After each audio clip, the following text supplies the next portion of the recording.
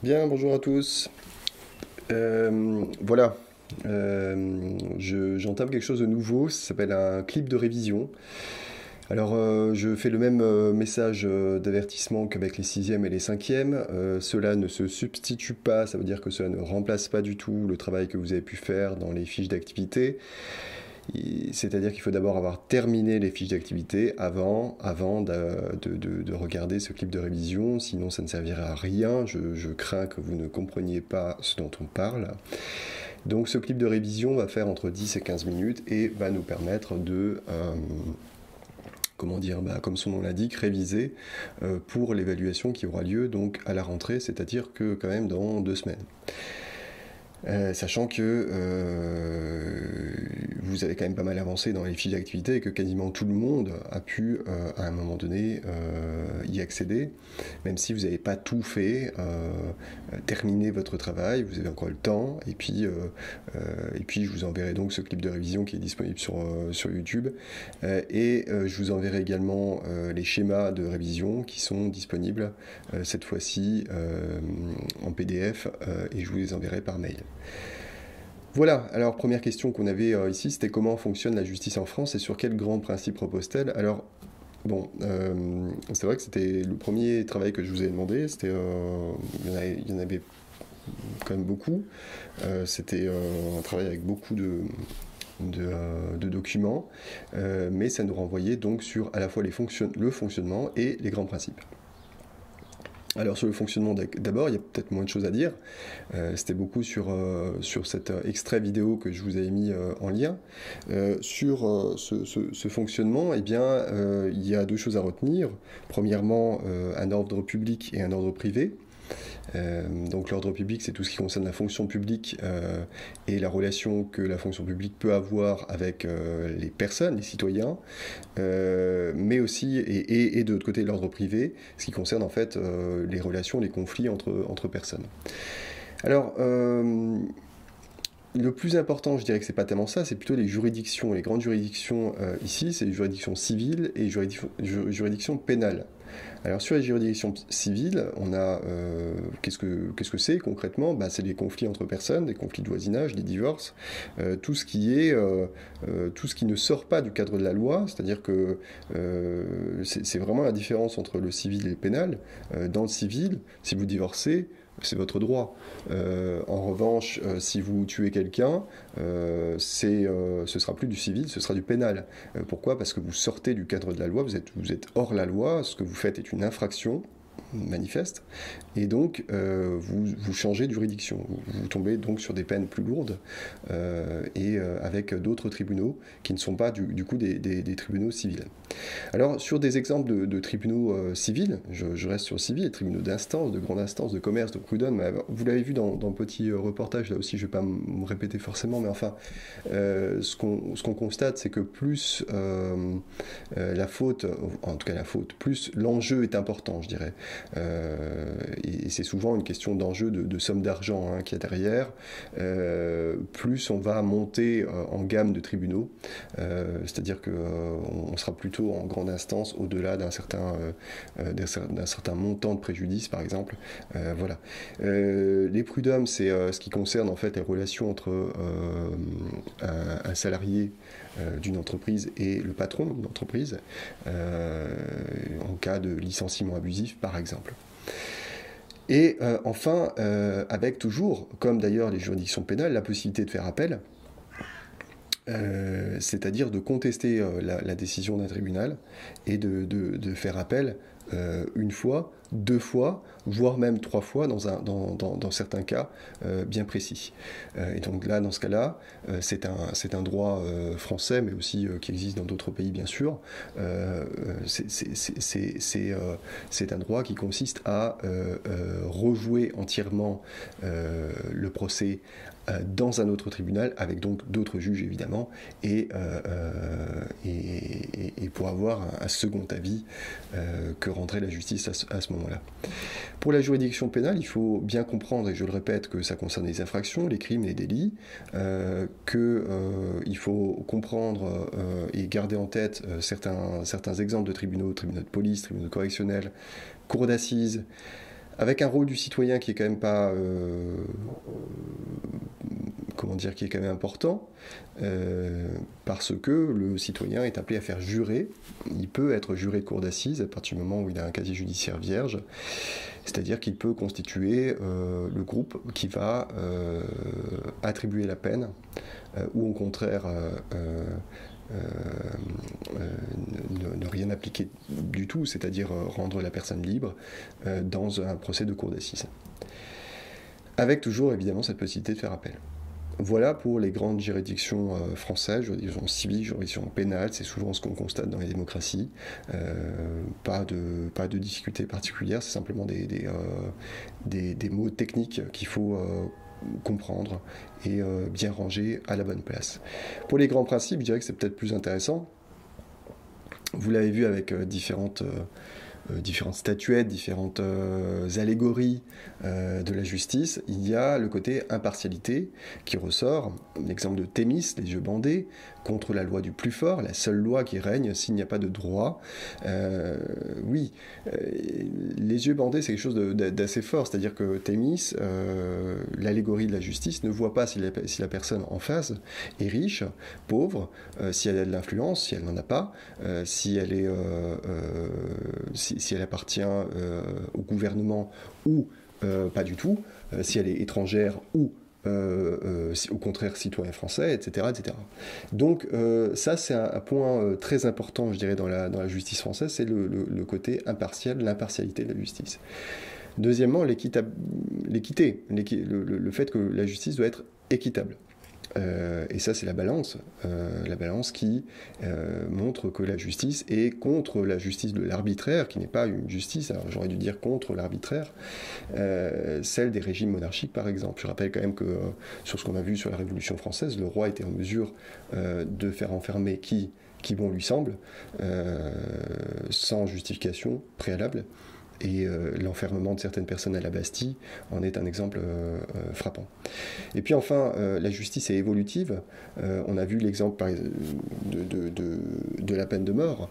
La peine de mort montre très bien que, bien sûr, la loi est l'expression de la volonté du peuple, mais la loi ne se soumet pas à l'opinion publique à un instant précis. C'est-à-dire que la loi est décidée par les députés qui fabriquent les lois. Les députés, eux, sont choisis par le peuple, donc il y a une sorte de participation du peuple indirecte à la loi. Mais enfin, sur le cas précis de la peine de mort, au moment où la peine de mort est abolie, c'est-à-dire supprimée en France, l'opinion publique est largement défavorable à cette idée. Néanmoins, elle sera abolie. Ce qui montre quand même que la justice est clairement indépendante.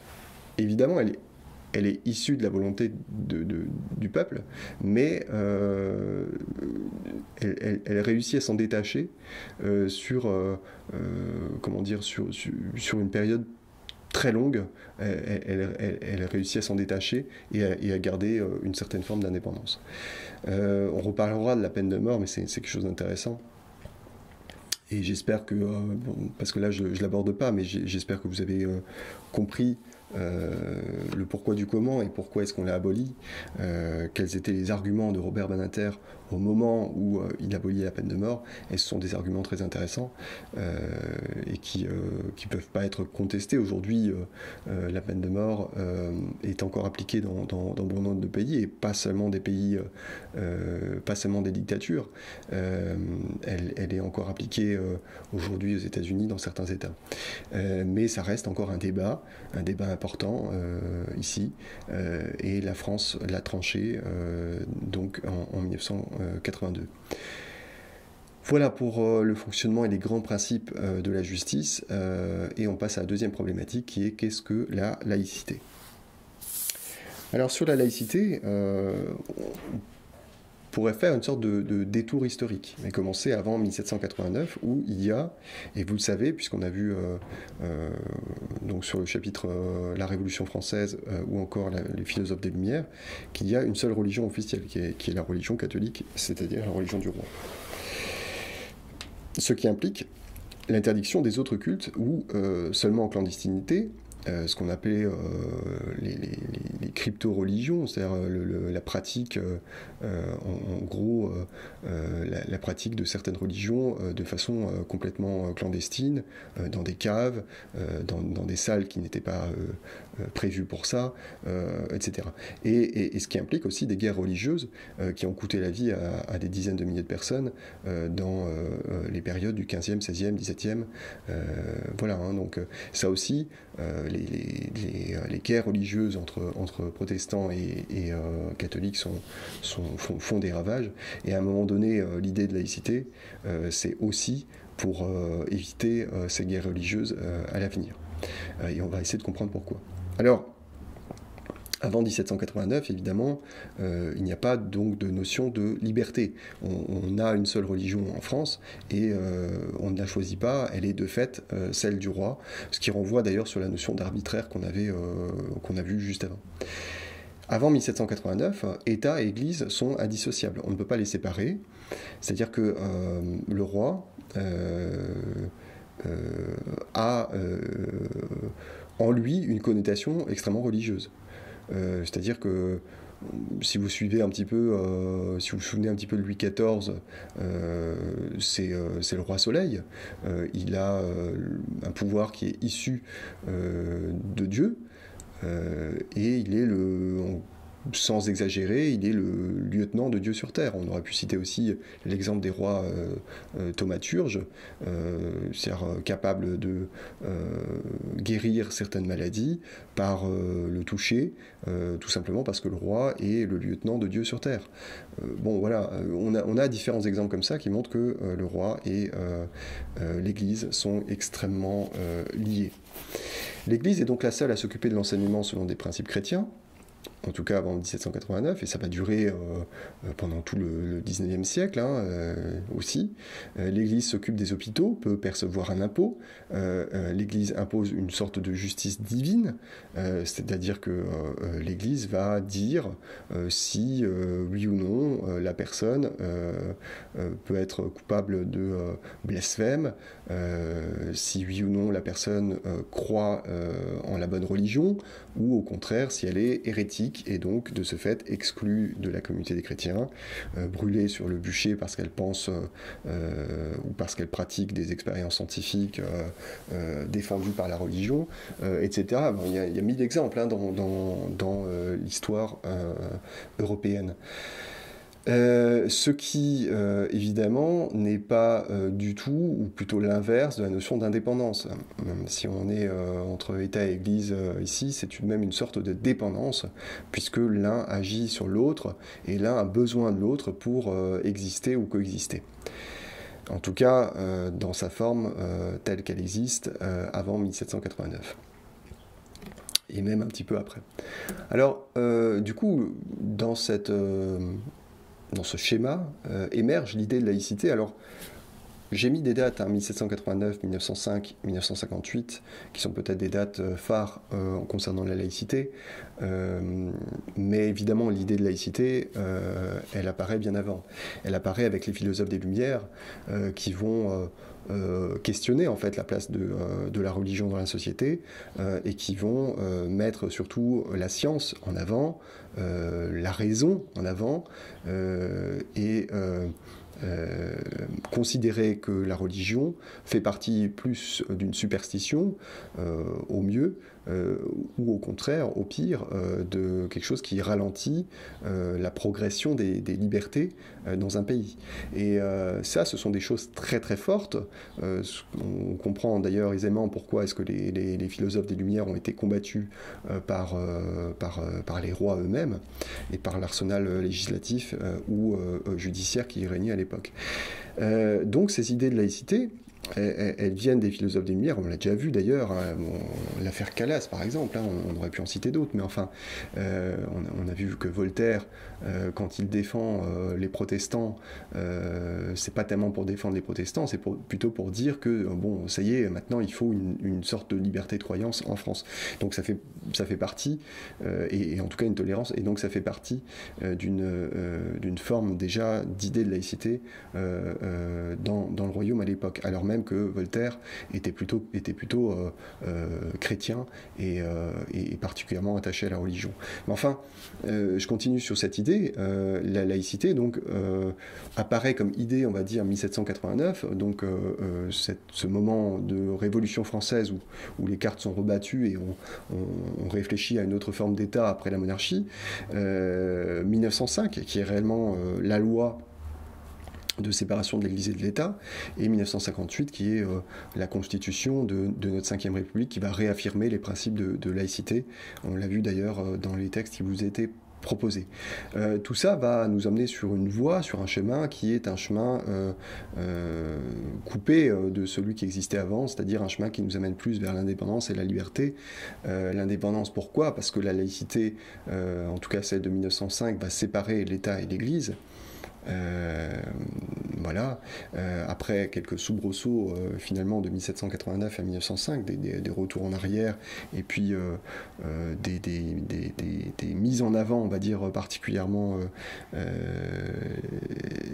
difficiles, en tout cas pour l'Église, puisque 1789 c'est aussi l'époque où on détruit les monastères, on détruit les églises, on va chasser du clergé, voilà. Hein, donc on a ces avancées et ces reculs,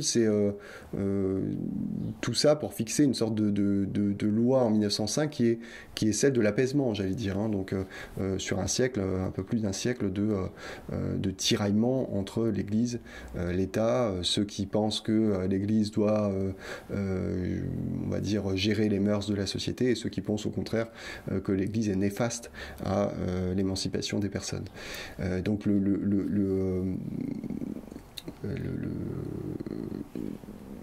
comment dire, l'équilibre entre les deux, c'est bien 1905, cette idée de laïcité.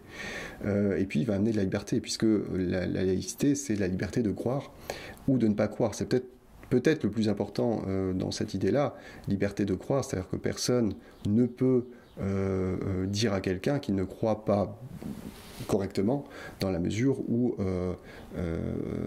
sa religion ne va pas faire l'apologie de la haine, par exemple, et ne trouble pas l'ordre public. On a tout à fait le droit de croire ce qu'on veut, en tout cas dans notre pays. Pour le fait de ne pas croire, c'est pareil.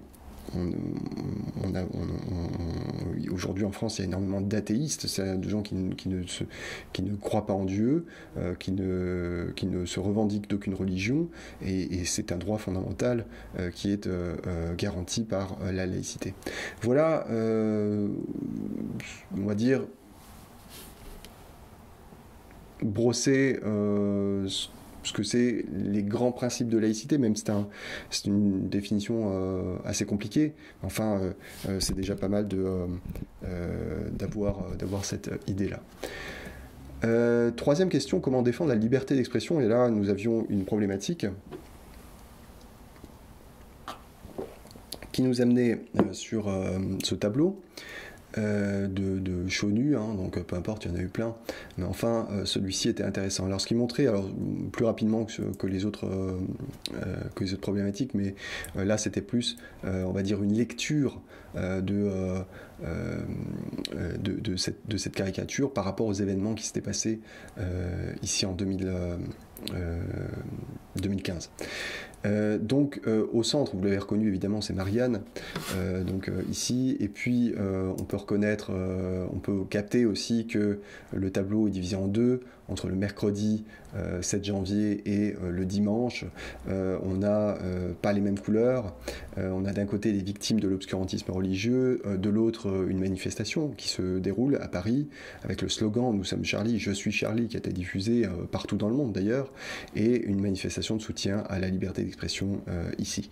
La caricature peut se lire de gauche à droite, hein, puisque on a en haut une lecture de temps, c'est-à-dire du mercredi au dimanche, on retrouve un peu plus d'espoir et on passe du noir au blanc à la couleur.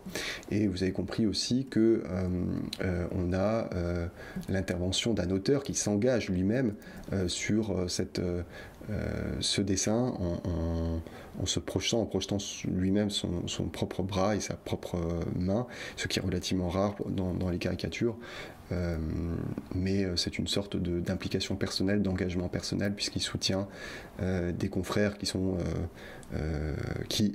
tombés pour la liberté d'expression ce jour-là en tout cas.